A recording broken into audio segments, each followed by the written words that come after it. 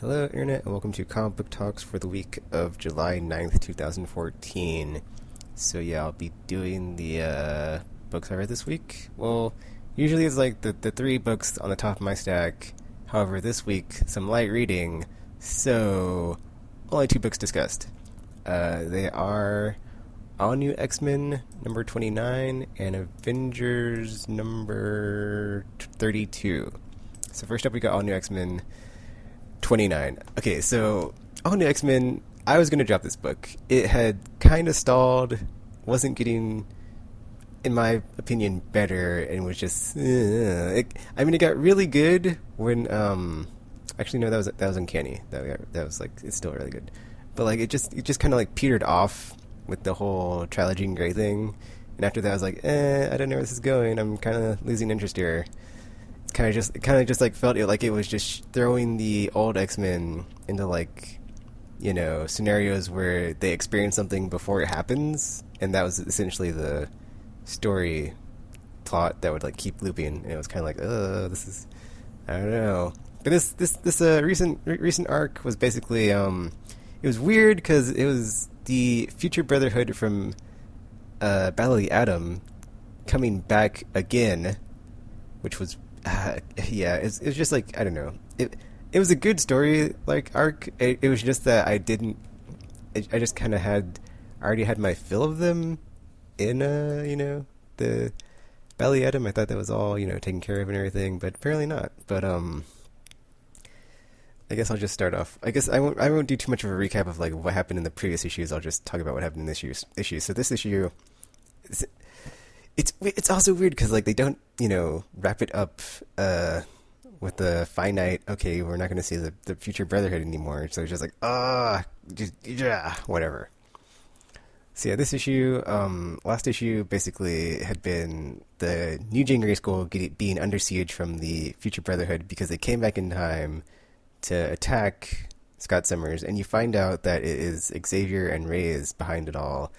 So the rest of the future Brotherhood, they're not really at fault. So Molly Hayes, Deadpool, Ogre Iceman, and future Crazy Beast, not really their fault. But yeah, they get roped in, and yeah, because essentially what happens is you have Xavier who's mind controlling all of them to do his bidding, and then you have Reyes going along with it because he's evil anyway. So yeah, but so yeah, this issue or I'm sorry, at the end of the last issue, you had Xavier was controlling the Stepford sisters in their hive mind, attacking the rest of the team, and then because it was a surprise attack, the all new X-Men are basically on the defensive here, and they just get overwhelmed because they didn't see it coming, and it was just like a really good attack. And you had X-23 like leaving, but like before she can leave, Reyes attacks her, leaves her for dead, and then yeah. But here we have also with the trilogy in Grey, I'm sorry, I'm like totally like not getting into like what's happening in this issue yet, but in the trilogy in Grey, Jean Grey gets like a new like set in her power set where she can like use the telepathic or telekinetic energy around her and stuff, so that she has like even more awesomeness. And when Xavier comes back from the future, he doesn't expect her to know that she's going to have that, and then it like throws off his plans and stuff. So when we start off here, Jean Grey is like telepathically talking to X-23, and she's like, "Okay, we got an opening here because Xavier's super focused on me and controlling the Stepford Cuckoos and everybody else, so he can't see it, and you have like a split second to attack." And then, so X-23 is able to sneak up behind Xavier and just get him really good with a Adimanium attack of awesomeness. And so that happens. And then Jean Grey just like blasts him with some telekinetic energy. And then so they're all like sitting there thinking, or like X-23 are like, okay, I'm about to finish this dude off, and then Reyes jumps in to attack her, and then Cyclops is like, Jean, don't let your focus go of Xavier. Keep keep your focus on him because he's got to stay down. But she's like, well, if I can hit Reyes if I just focus, and then before she can like get her attention back on Xavier, he is able to like mind control everybody real quick. But it's weird, like it's really weird what happens, like the sequence of events, because he basically mind jacks all new X-Men and like has them fight each other, and he's like, Future Brotherhood, kill them all. But then apparently, I guess Jean Grey was able to reinforce their mental shielding or something, so it doesn't work, and then they're able to incapacitate Xavier. So the day is saved somewhat, and then they also while all this is happening, X-23 and Reyes are fighting, so they're just going at it, and then she ends up about to finish him off, but then Cyclops is like, no, don't do it, and so while that's happening, they're all like sitting there thinking, okay, what are we gonna do with Xavier? And then some people are like, I think we should kill him. And some people are like, or like maybe we should do this and do that. But then he like hides himself from them. But he like just like turns invisible, and Iceman freezes Reyes to like a wall or something. He's like, you just wait here while we sort this out. And then it was interesting because you have Zorn, who, if you read Battle of the Atom, is future Jean Grey, or all new X-Men Jean Grey grown up, and then that is her, I think, or I forgot. I forgot if it was like, I don't think it's all new Jean Grey. It's just like Jean Grey, alternate version of her, or not alternate version, but like somehow she was like, I wear the Zorn mask now, and I'm super. Oh yeah, it was all new X-Men Jean Grey, because like she grew up and was evil, and like everybody's like, oh no, that's what happens to all new X-Men Jean Grey. But apparently, when like Zorn takes the mask off this time, it's just a bunch of like, there's nothing there. It's like, whoa, just this like psychic energy, and it was really weird. So that was, or not, I guess not psychic energy, but I guess like the mask comes off and there's nothing there, and I guess like the costume just like collapses, and so then Emma Frost is like, okay, so I guess maybe there's a 50% chance you won't become a super evil version of yourself, or not end up dying like you die. I guess we'll see. Or whatever happens to you, or what happens to you in Battle of the Atom won't happen. They eventually find Xavier because he leaves like this really long blood trail into the snow, and then they get there. And then, let's see, someone's. Okay, then they're also like, I'm sorry, sorry.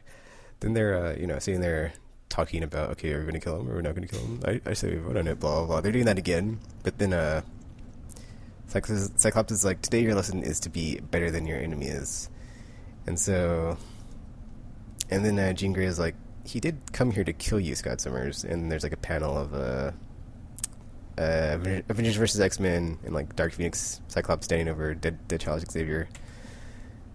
And then we cut back to the time cube room, where yet again the Future Brotherhood, who we now know is not so evil after all. They're just being mind controlled the whole time. Is zapped back into the future, and then it's really weird because it's like weird, like the epilogue. They show what happens to Xavier, but they don't show what happens to Reyes. So they show Xavier, and okay, before I continue, also what happened in this arc was like it was really weird, because I was like so close to dropping this book because it got to like this point where they had this Bill and Ted style, like, I'm just going to go back into the past and tell my future self, or I'm going to go into the future and tell my future self what happens. That way we'll win against the X-Men, because you had this scene in the future where Reyes and Xavier are like, okay, we're going to do this or whatever, and they're like, well, let's go back in time and beat up on the X-Men, or not like beat up on the X-Men, but like, let's go back in time before they're super awesome and beat them, and then so we can just to like do that, and then if we lose, we'll just come back into the future and send a message to ourselves of how to win or whatever. It was very, very what's the word for that, slapstick, just. It's like, okay, let's go back in time, and they're going back in time, but if we lose, send a message to ourselves in the future of how to win, and just keep doing that over and over again. So it's just like, because I think also what happened in this arc was like they were fighting, and then all of a sudden something happened, and they're like, "Hey, where'd they go?" Oh wait, no, that's not what happened. But like when they came back, because it was after Battle of the Atom, they're like, "But didn't we already beat you?" And they're like, "Yeah, well, that won't be the same this time." It was it was really weird. And so here at the end, you have like Xavier getting locked up in the cage or some shield facility or some prison, whatever. And then like at the end, he's like, "I need a note of paper to write on." And then you have this flashing forward into like a scene that we've already seen before in the story arc, where you have Xavier and Reyes and the rest of the Brotherhood, and then there's like a knock at the door that they're like in this meeting, and then Reyes is like, "Is it the X-Men?" And then Xavier's like, "It's a messenger." And then Reyes goes, "Huh, it's from you. We've already gone back in time. The our X-Men followed us. It didn't go well. Oh wow, but there's instructions on how to try again and win." And then it just cuts to Xavier's face, and he has this expression. So it's like, are they going to go back again, or was this the story of them going back this time, and they're just not going to go back because they know how it ends? It's like, ugh, it was, yeah, whatever. It's like, and then like the annoying thing is like with Age of Ultron, they're supposed to like have destroyed the time, or not destroyed the time stream, but like so terribly destroyed the time stream that you can't time travel yet. Here we go, some time, or well, I'm sorry. Here we go, some time travel happening. So it's like, what's up with that? Anyway. We have the epilogue of the actual issue here, and then or we cut to that scene, and it's just Angel and X-23. Because like originally, like I said, she was about to leave the school, and she's like, I don't want to be here with you, original X-Men. It's weird. I'm done. I'm leaving. I'm off. And she like storms off. But here she's leaving, or the Angel's like, Laura, if you hadn't come back, we all would have died. You really saved the day. And then he's like, so you really want to leave? And she's like, yeah, let's get out of here. Or then he's like, okay, let's get out of here. I'll fly you away. And then she's like, that's all right. I don't want to be carried. And then and then like it cuts to like the next panel is like, he's like, okay, I'll be back in 1 second. And then he's like, let's ride in the next panel. And he's got this motorcycle. And then yeah, X-23 gives him this look, and then the last panel is just Cyclops going, "Is that my motorcycle?" As I guess they just speed away on his motorcycle.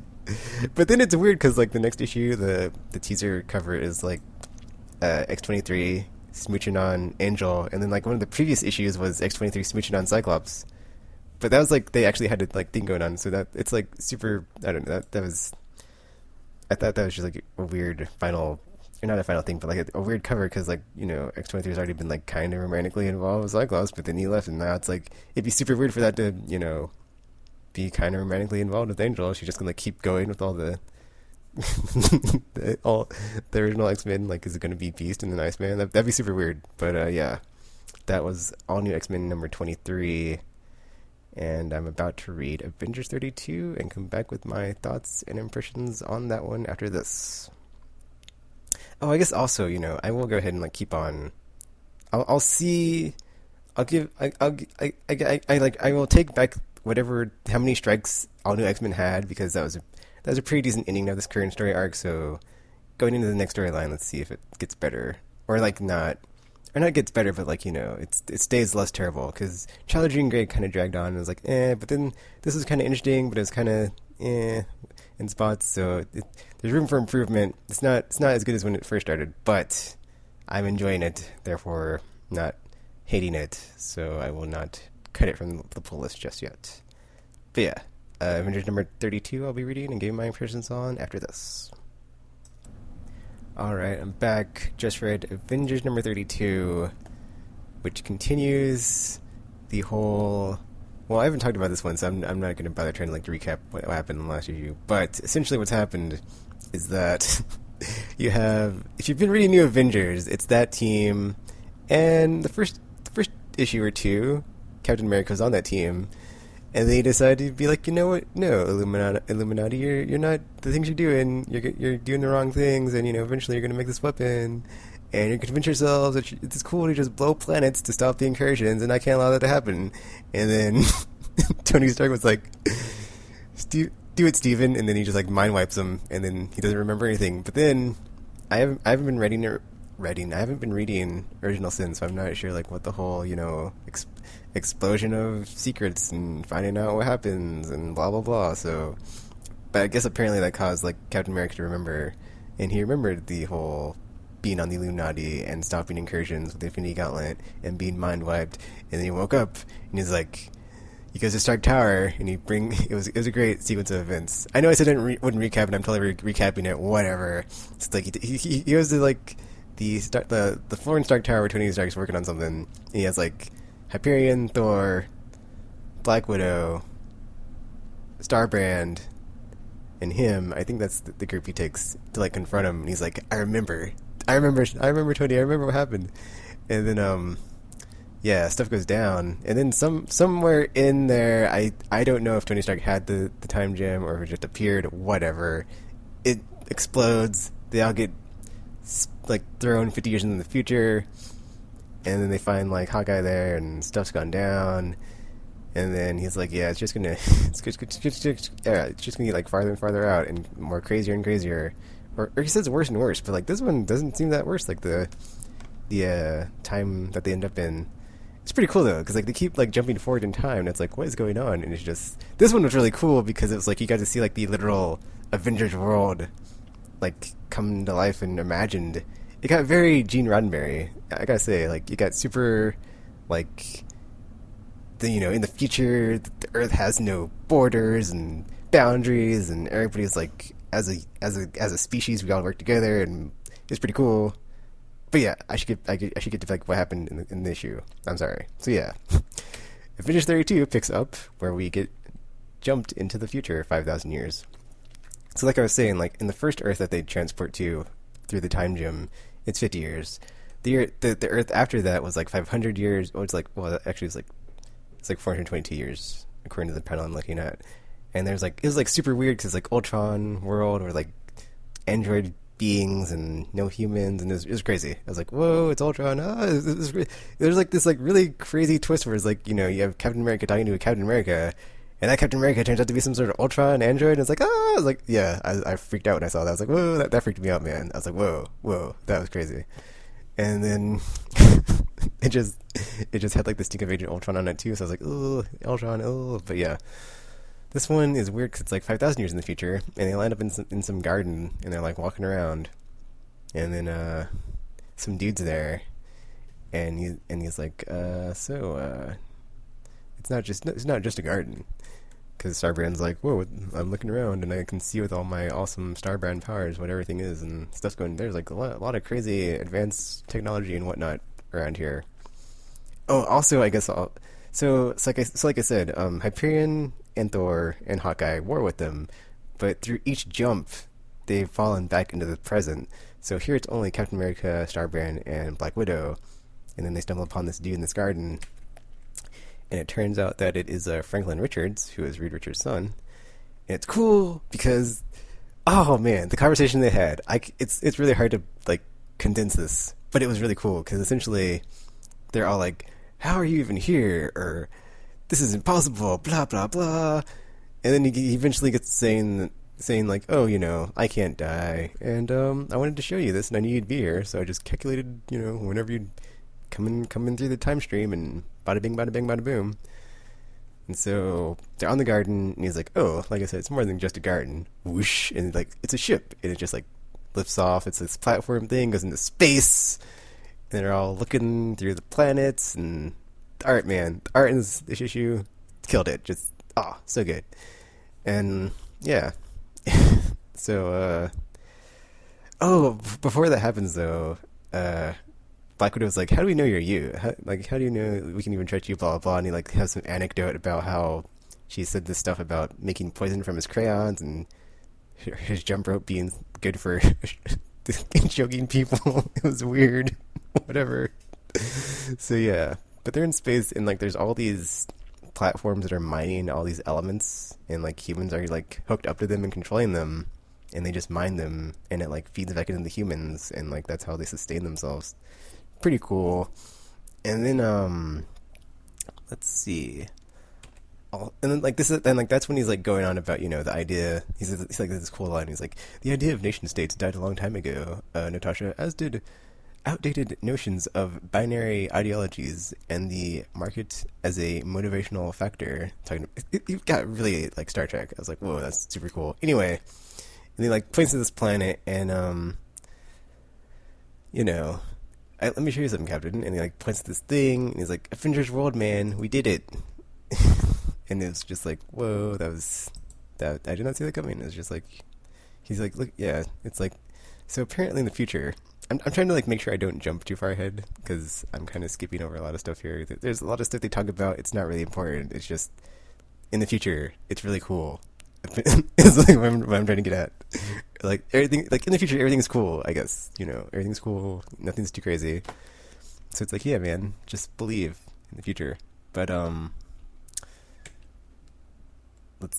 yeah, because like after he says the whole thing about like no nation states, blah blah blah, he's like, if we don't, just constrain ourselves by all these stupid boundaries and scarcity of resources and blah blah blah, we have nothing holding us back, and that's how we're able to just go into space and do all this cool stuff.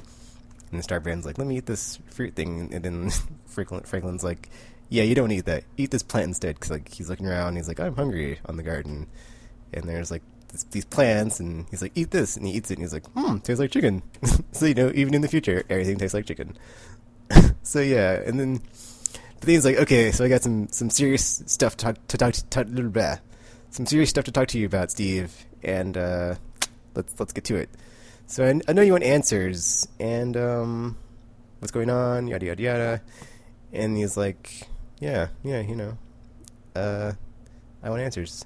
So I want to know. Let's start with Tony, along with your father and the others. And then Franklin's like, do you want to know if they're right? And then Captain America's like, I don't need any help with that. I want to know how to stop them. And then it's cool because there's just like a battle of ideologies, because that's like the whole. To me, that's like why I'm liking. Oh, okay, I'm not gonna get into like why I'm liking the Avengers right now, but like there's like one of the subplots of like the Avengers and New Avengers is like the whole Cap versus Tony, and like, oh man, it's like Illuminati chaotic good versus Captain America's lawful good, and it's like, oh, it's like very battle of ideals going down. And so they have this whole conversation about like incursions.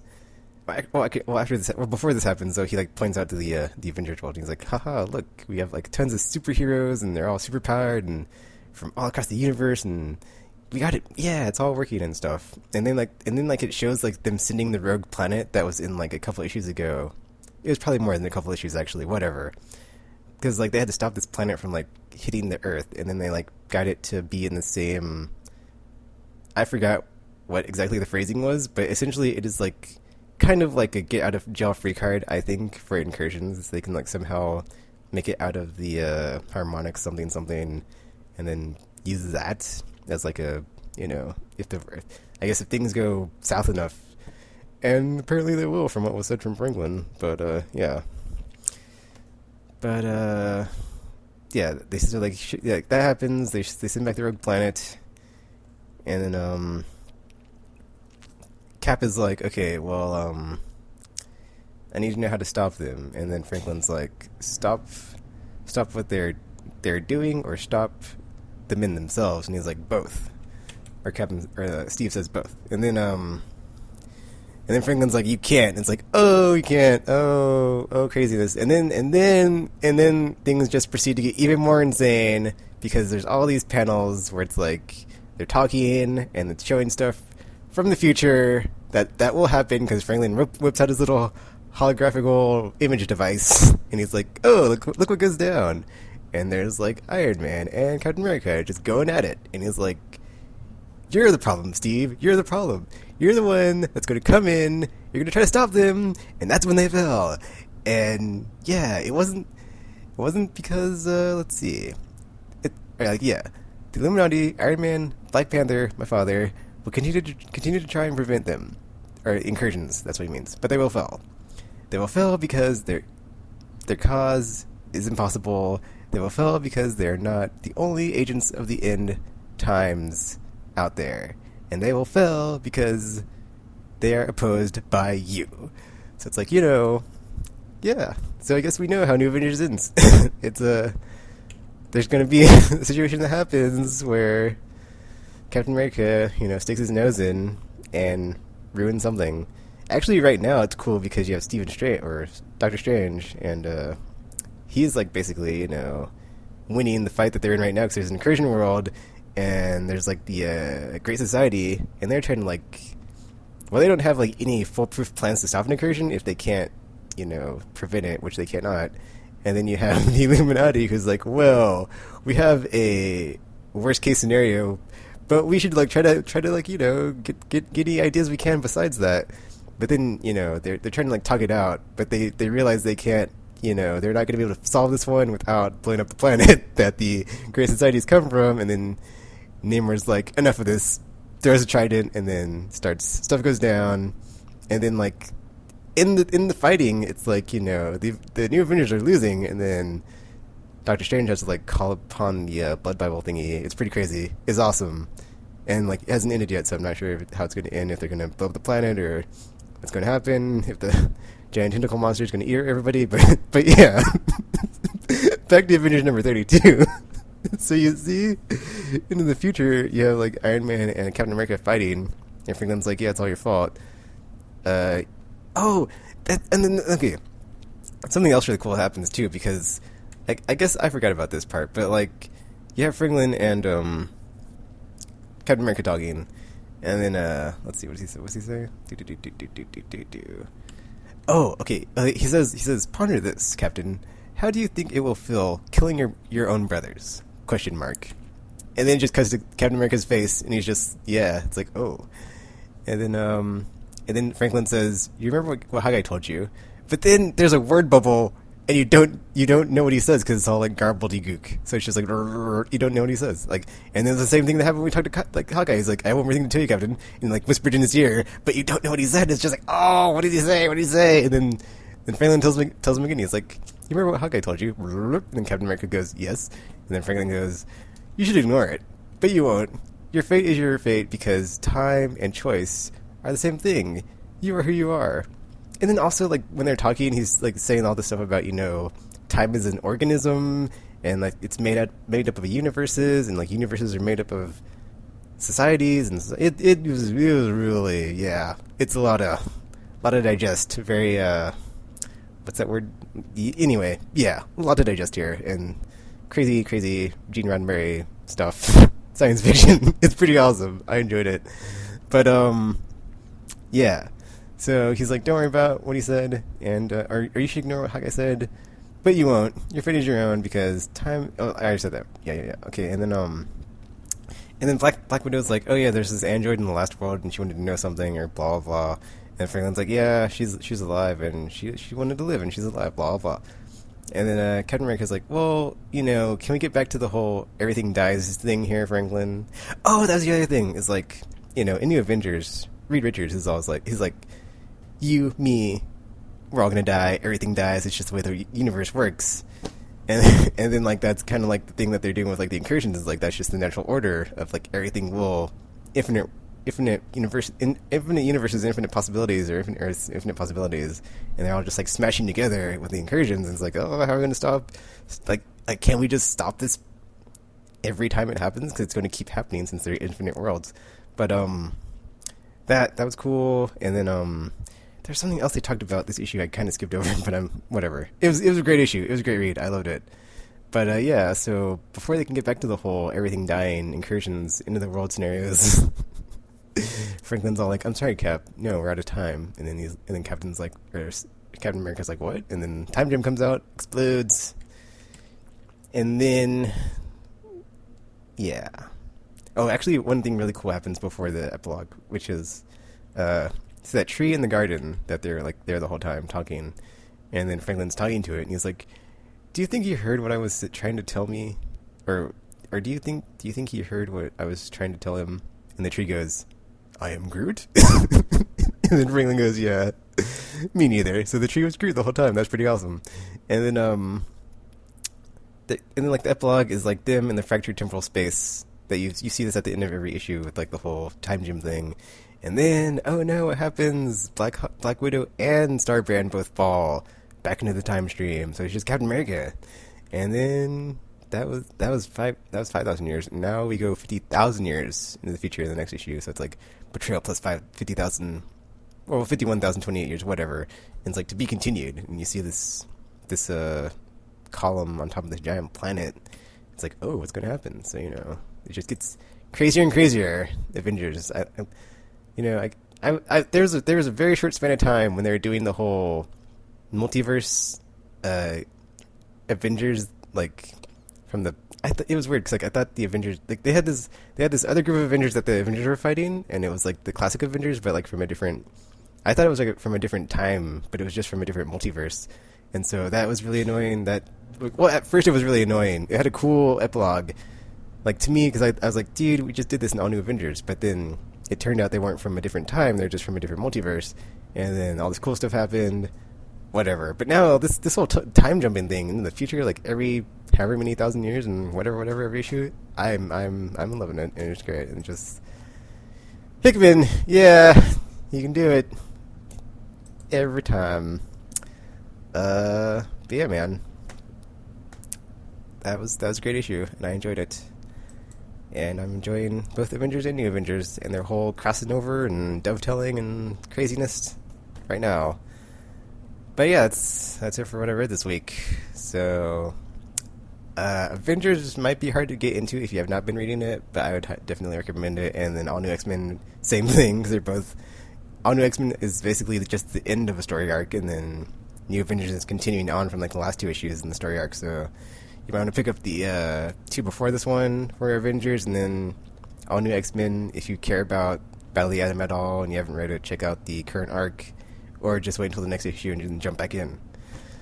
But yeah, that's what I read this week, my impressions on it, and I did enjoy them both. So yes, I'd say Avengers over All New X-Men just because it felt very samey as far as, oh, we're back from the future again to fight you again. Very Bill and Ted's Excellent Adventures of like, oh, we're gonna go back in time and tell ourselves how to win, and yeah, I thought it was weird, and I thought it was kind of lame at first, but I was like, well, I'll see this through because it might go somewhere. And it was like some weird stuff with like just exactly how Reyes was born, and like the parents of Reyes and Xavier, who I didn't say, but if you read it, you're like, what? Yeah, it gets weird, and they never explain it. I'm like, what? Yeah, that's kind of annoying. They never explained like the whole parent situation. Because we know who the mom was, but we don't know who the dad was. Well, we kind of do, but we can like, guess who the dad was, but it's like, how did that happen? So yeah, they didn't explain that. Whatever. So yeah, that's it for this video. Feel free to leave a like, comment, subscribe, favorite, share with your friends, or not. That's cool too. And if you're reading stuff on Wednesday like I am, what did you pick up this week? Because this is all I picked up this week. And until you see or hear from me again, thanks for watching, and I'm now signing off.